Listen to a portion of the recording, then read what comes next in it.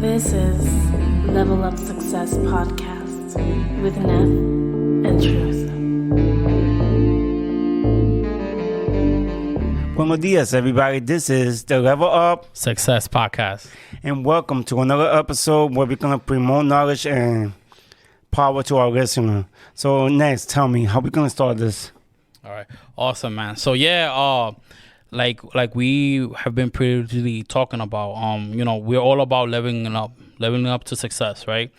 I've actually had a couple of people ask me what level up success means, right? And I just want to clarify. We trying to clarify the level up of the mind, success of the mind, all right? And I have somebody here who I believe emulate this mindset. And we just gonna hear out, and we're gonna learn, guys. Okay, so why don't you go and talk to us about yourself a little? Sure. Well, thank you for having me. First of all, I love the whole premise of your podcast about redefining what success means. My name is Shakira. I'm from the Bronx, born and raised. I've been in education for over 8 years, and now taking a little bit of a switch in my career, still in education, but focusing on speech development and helping young kids with their with communication. So That's nice. That's a follow-up question. Since you was a kid, was that your thing, or did you have other type of dreams? Oh no, this is like the complete opposite of what I envisioned for myself. Like I grew up, like I said, in the Bronx. My parents were immigrated from the Dominican Republic. So like my idea of success was make as much money as possible to help them out because I didn't want their sacrifices to be in vain. So I remember being in high school and wanting to become a computer forensic analyst for the FBI because... Oh, wow. Okay. That's nice. So, who wouldn't? Because there's not too many people in our community thinking that way. I know it. So, wow. Yeah. Well, thank you. Yeah, I think for me, I read a book about this guy who used the computer to like lure people to their deaths. Kind of gruesome, but it kind of intrigued me to go into that route. And like thinking about the whole novelty of it, about, not a lot of women, not a lot of Latina women in the field. That was like my mindset. But did I love it? No. Oh, wow. Yeah. Yeah. No, it makes sense. It makes sense because you get into a place where you just want to feel accomplished, and you go by that like emulating what your parents think is the best option for you. So I completely understand that. So what are you currently doing now? So as I mentioned, I was in early childhood for 8 years. I actually finished teaching the last school year that passed, and I started graduate school. So I am in my first year in communication sciences and disorders program, getting my master's in that so that I could become a speech therapist at a school. Oh, wow. Yeah.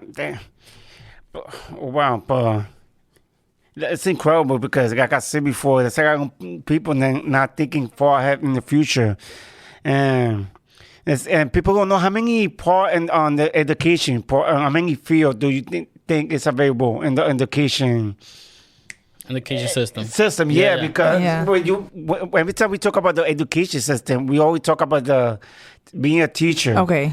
And not other people not going the other direction like you're doing right now. Mm-hmm. And it's good that you let other people know there's other field in the education environment. So there's a lot in education. I mean, like you said, you can be a teacher. There are different grade levels that you can, become a teacher in. There are school counselors. There are parent coordinators. So you can support parents, families in the success of the whole child. You have speech and language therapists. You also have occupational therapists. So depending if a child has some sort of, delay or different ability, I don't like to say disability, but different ability, you would support them in how to do regular routines and day-to-day routines. There's a lot in schools that you can do. So all right, awesome. So what you say you were teaching, what level do you teach? So I began as a toddler teacher. After completing my undergraduate studies, I moved to Delaware, and I worked at a Latino-based community center where I started working with 2-year-olds.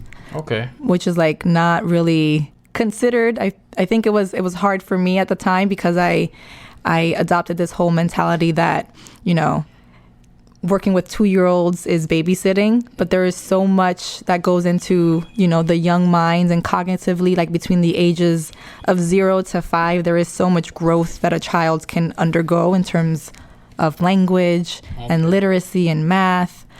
So it was a learning curve, but that first year of teaching really showed me and it helped me to value early childhood teachers all over because it's such important work. Yeah, because at such young age, I think they would start so early. Like when we grew up, I know where I grew up. I always used to think that you start at 6 or 5, but now it's getting like younger and younger, right? Yeah, I was surprised too to hear that. Like 2 years old, because with me, I believe there was for me it was you could have preschool at 4 years old, Yeah, and then you could start kindergarten and when you're 5. So that's what I believe. I mean, I don't have kids, so so I don't know how the system has been developing, but wow, 2 years old. I mean, that's great. So what kind of things have you learned, like as far as like when why is it important, you think, to start teaching kids at age 2? Like, do you see anything specific that's important to develop from there? Of course. So at that age, they're developing their social emotional skills. So like things that I feel like I see adults and I'm like, you should have gone to preschool. So like things like how to integrate in social situations, how to dialogue, how to, you know, work through conflict, how to handle their emotions, how to identify their emotions. So like a lot of what you do at that age is, okay, like talk about different feelings and trying to recognize that in your own body, because at that age you don't have the language for it. And a lot of behavior problems that you see as kids get older is because they don't know how to handle and manage those emotions. So as teachers, like that's the whole premise for me, is being able to give them the social emotional tools so that they can be successful in later grades. so you do feel the same advantage in starting the school at a younger age? Oh, definitely. Oh, wow. 2 years old. I mean, they do start talking at 1, right? Yeah. Right? Or before that. I mean, single words, they start learning words. So It depends on the child. Like every child Yeah. is different. Like some kids begin saying their first words like even before 1. But you know, in a early childhood classroom, you foster literacy, but you also like try to keep in mind where every child is at. And if a child is saying single words, you're not going to force them, you know, to know the whole alphabet. Like, and I'm a big believer in in the fact that kids can learn through play. Yeah. So songs, and, you know, they can learn their colors and the alphabet through, you know, movements and just like integrating different parts of different ways of expressing themselves and different ways of engaging with the world, whether like a child, you know, likes music or likes, you know, to touch things. They're more sensory oriented, or you know, they're more visual. So it's about getting to know the child, meeting them where they're at. But I think for me, like, it's not so much about like math or science or literacy so much, even though literacy is important. It's about, for me, fostering social emotional skills and just letting them know that who they are is enough, especially like working with, you know, Black and brown kids of backgrounds like our own, that, you know, that their identity is valuable, that who they are is important and beautiful, and giving them opportunities in books, in songs, in experiences to like see themselves and see their worth. Like that's like important for me. Yeah, I mean, it looks like we're sinking, because that was my next question was actually going to be what keeps like, how do you keep your students engaged and motivated to go about their days? And basically that answered that. So that's pretty awesome. Now, do you think students, like, because you have how many? You said how many years is it? 8 years. 8 years. Okay, that you have been working. Do you see a difference now in how the students behave before versus now with COVID-19?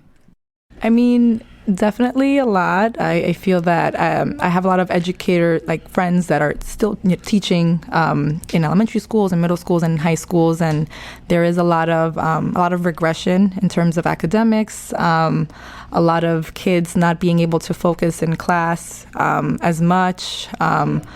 A lot of them that have lost, basic, literacy, writing, reading skills because, at home, it's difficult to engage with a computer and I mean, it is difficult because I travel back and forth from New York to PA, and when I help my nephew do his homework through the computer. That guy, it's hard because he's 9, but he lose focus real quick. Yeah. So I started thinking it must be real hard for the teacher because teaching children, it's hard for me teaching my nephews, one kid. Yeah. Imagine teaching like a class at 9 or 12. It is difficult. So that was a difficult job for the teacher. I know I'm pretty sure a lot of people got behind because it's hard to focus on just one kid. And what you gotta do No, and it's crazy because I hear what you're saying, like truth about how you're trying to teach your nephew. Like there's a lot of parents that they don't want to teach. Oh yeah. They throw them to the babysitter, right? and that's the mindset that the parents have, which I think is something that like parents should really value, like where they leaving their kids with a teacher. So yeah, no, definitely. No, I do believe that some parents just think that everything should be teach by the teacher. I know. I believe. I would say I know. I believe there's parents that don't help out the kids. They think it's just the teacher's responsibility. Yeah, that's not true. They're supposed to be also help with the homework. Also help on making sure that he's on top. His book bag is in order and all that stuff. So I know it's hard for a teacher. That's why I feel like they're supposed to be paying top dollars right now. Because especially kids at that age, it's not. Let me ask you a question. Yeah. Is it more harder to teach at a younger age, or at a certain age that it might be more difficult? It depends on who you are. I know for me, I could never teach high school. I could never. I always told myself I would never be able to teach middle school. I think my niche is in early childhood, but then I know some people that they can't talk to a young child and they feel that they can have more grown-up conversations with older kids. So it depends on. Yeah, it makes sense. I mean, some people find it more comfortable talking with, I guess, teenagers. Some of them talking with younger kids and. I mean, like I said before, it's a big field. You could work with real young toddler, 8, 9 teenagers. So, wow. What's the approach now? I mean, I know that you have like a year, right, without.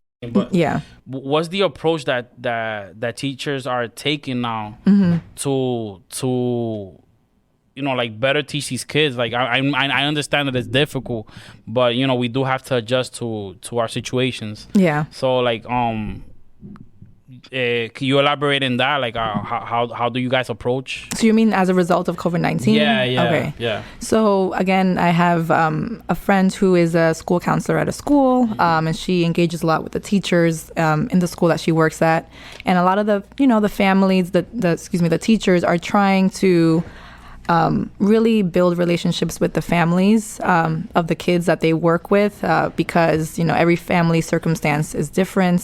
Some families lost jobs, lost loved ones, and even if they want to help their child, one, they don't know how, and two, I feel like the system kind of keeps us from thinking about our own liberation. So lots of families have 2, 3, jobs and don't have time to focus. So a lot of the teachers from the school that my friend is working at, she tells me that they're, trying to find ways to work with the families and the routines that they have and the time that they do have to try to help supplement some of the things that they're learning in the classroom. Okay, cool. So I know that you I mean, your job is to teach students, right? On basically, well, on learning how to talk ABCs. My question is, do you learn from your students? Oh, 100%. I feel like they have taught me more than I could ever teach them. I have always said that. And especially when you think about your little kids, they always choose joy, and everything is there's so much wonder in like the littlest things. So like even if it's like a pencil that you pick up, you can act the most surprised at the most mundane, thing, and they will like light up with joy and think that it's like this magical pencil that has these magical powers. So like they've definitely taught me. Yeah, have a good imagination. That's I mean, understandable. Like, I started playing imagination game with my little one. So when he was like 5 or 6, so he's getting older. He think he's older since he's 10 now. So, but yeah, you learn for kids. It's true. Yeah. Nah, and it's crazy because like we're basically at our most powerful when we're toddlers at that age, because it's like people forget that to accomplish what you want in life, you have to have an imagination. You first, do. You really do. right? And when you're growing up, right, like you're being told that not to imagine. Like there's strict rules that you gotta abide by. So like it's like I really feel like you guys have a very important job. Very important, man. As far as yeah, no, it's tough, man. I don't see myself being a teacher like at all, man.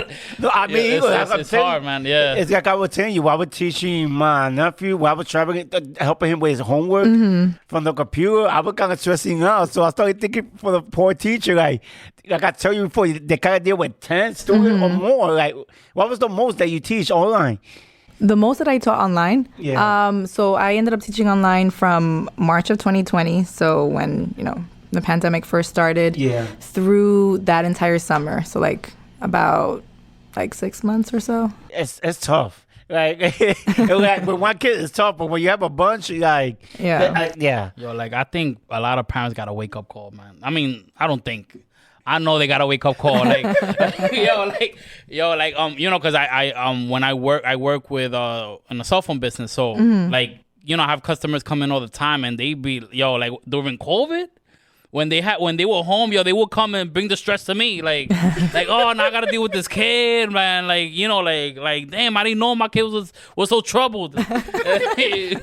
Like, man, I gotta deal with him after school. I mean, well, during school and now after school, like. And hey man, I commend you guys. No, I'm pretty sure parents appreciate teacher right now. Yeah. More since COVID, I'm pretty sure they appreciate more because they definitely do. So my question now would be what is the greatest challenge for teachers today, you believe?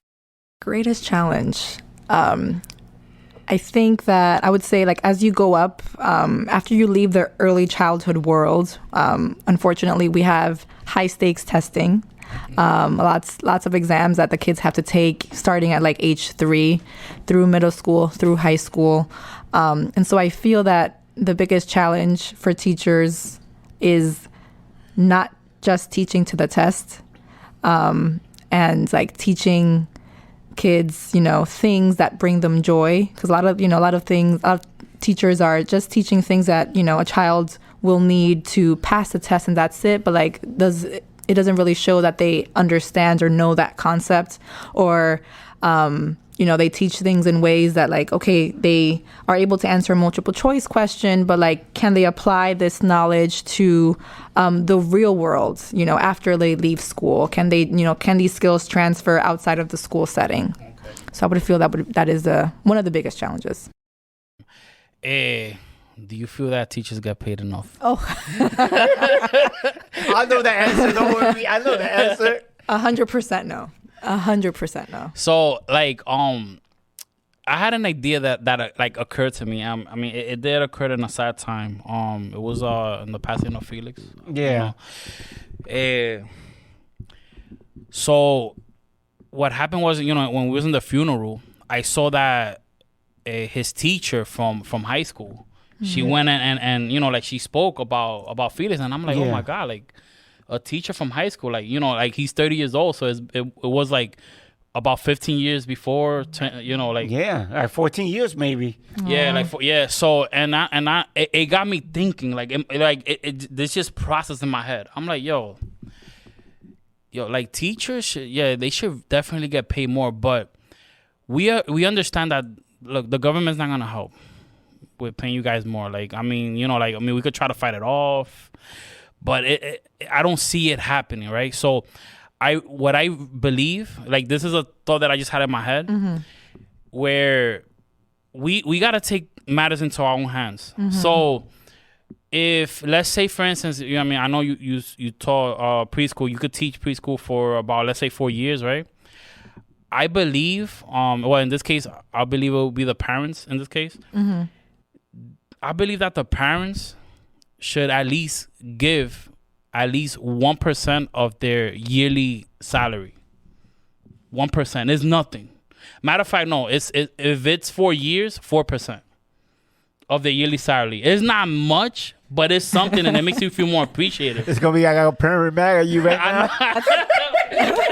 That's radical. Yeah, no, because the thing is that, like we keep blaming the system, and we don't take matters into our own hands. And it's something that it does bother me. We were talking about it before. The thing that does bother me, that I know there's parents that do not help the children. They expect the teacher to do everything. That part, it does bother me. Yeah. So I'm saying in this case, when it comes to preschool, because kids they're not really gonna remember, right? Like, for the most part. Yeah.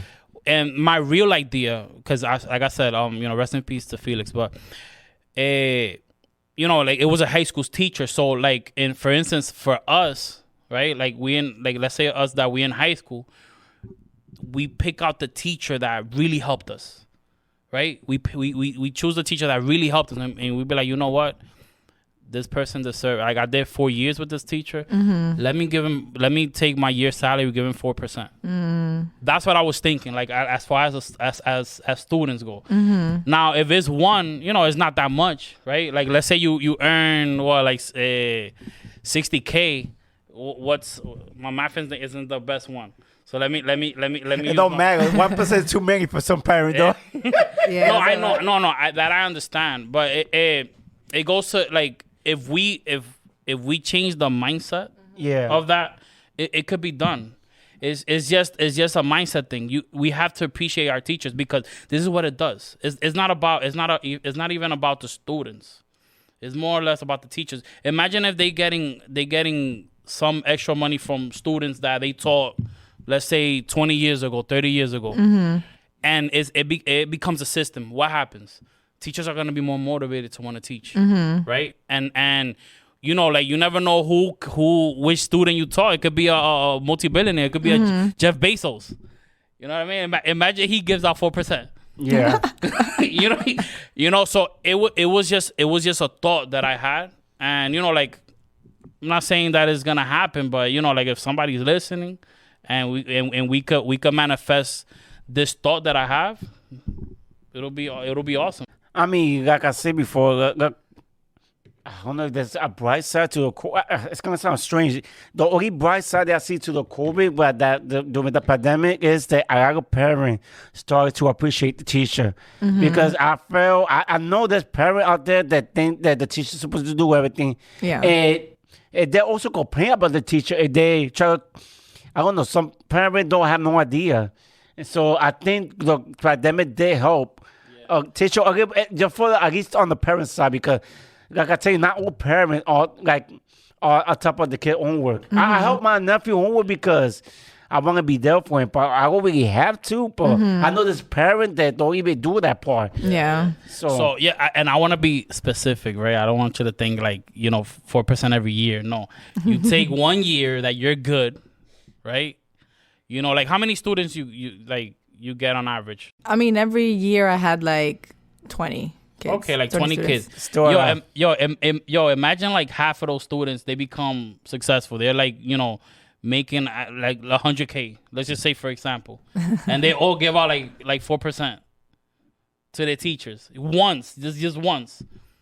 The teacher will appreciate that. It will become better. And and now every teacher's gonna be motivated to want to teach their students more. It's a great thought. No, it is. You know what I mean? Like, as far as taking it into action is something else, but it is a great thought. And, you know, like, hey, man, if somebody wants to, like, you know, endorse that and, you know, like, hey, I'll help out, man. I am preaching what I'm talking about. So pretty soon y'all see what I got in store. But we do agree that teacher are underpaid, though. There is more respect, though. So.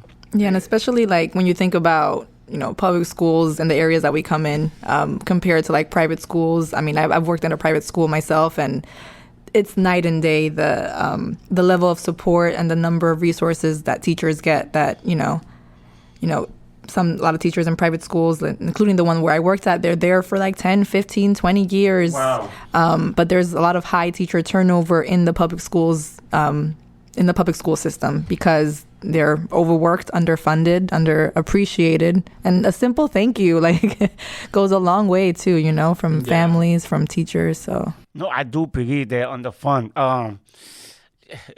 Maybe I shouldn't say. I remember when I was in 7th grade. I was in a school that was real underfunded. I remember my teacher was complaining because she was tough, like crazy. Like she was like the strictest. She was tough, but she was good because that's the only teacher I remember of my lifetime. So I guess it did work. Because, to be honest, because I was talking with one of my close friends who had the same teacher. He used to say that she was like the worst because she was strict. But we said she was like that because we was devils. Yo, we were bad as kids. Like I said, I don't know how these teachers, bro. That's why I got so much respect for teachers. Okay. But the point is, I remember I was in 7th grade. We all got math book, but they were all like ripped. And she left the class crying because at that time I didn't understand why. But I now understand she was crying because she felt like she wasn't getting support to teach the best for the student. Yeah. I was too young at that age to understand that. But now that you're saying that, I started to think about that moment, and she was crying because, not crying, but she got tears because she not getting the support that she needed to teach our community. That's the worst part. It's our own community. We're going to help each other. And that's one of the reasons we're going to have knowledge. It's incredible. So it makes sense when you think about it was a private school, like you said. Most private school get support because, of course, they can't pay for the month for the parents. So maybe your system might work, but came in for the parent. I'm telling you, man. I know it sounds radical. I know you're like, nah, I ain't. You know, like they probably prefer spending on a party or something. But you know what I mean? Like it makes sense. It's on us. It's on us to try to change the community. All right. So let's get past what you did in the past. Let's talk about, you know, what you want to do in the future, right? Okay. So, like, where do you see yourself 5 years from now? So 5 years from now, I feel like that question kind of changes a little bit, but like the whole, my vision for the future is having finished my master's. Ultimately, I do want to work at a public school because I feel like for me that's what success. People define success in different ways. Yes. I think for me, my success would be being able to help my community thrive through education and empower them through education. So I do want to work as a school-based speech language therapist, primarily with communities like our own.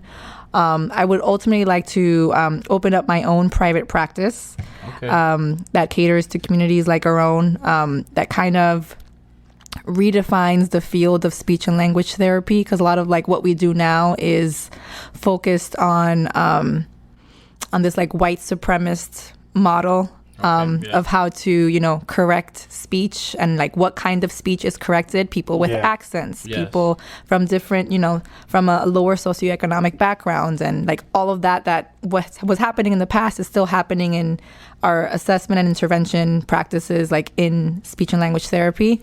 So I kind of want to create my own practice where we find different ways to redefine, how to best, support different aspects of communication for people from where we come from, or kids from where we come from. Oh, wow. Yeah. That's dope. That's dope. What about 10 years from now? 10 years from now, eventually I want to have a house, of course. I do want to write children's books with characters that look just like us, so that, you know, kids from where we come from can see themselves in a positive light. And, you know, just, you know, celebrating joy and seeing themselves, you know, just, I guess, redefining the stereotypes that are imposed on us. Okay. Yeah. And that's how we limit ourselves too with the stereotype. We don't even notice our own community limit our own self because of the stereotype. And with that, you think about writing a book for kids, and so we could learn at a young age that we could do more than what we see in our neighborhood. Exactly. Hey, man, and when you do that, you could bring it to us. We'll help you endorse. All right. Thank you. No, we definitely will. Yeah, we definitely will, because that's a part. That's one thing we want to do with this podcast: give knowledge and power to our community. Yeah. Hey, I love what you're doing right now. Thank you. And what you want to do with the future. You'd be surprised. There's so many people that don't know what they're gonna do, even in a year. Yep. You have an advantage there, that you at least you know what you're striving for.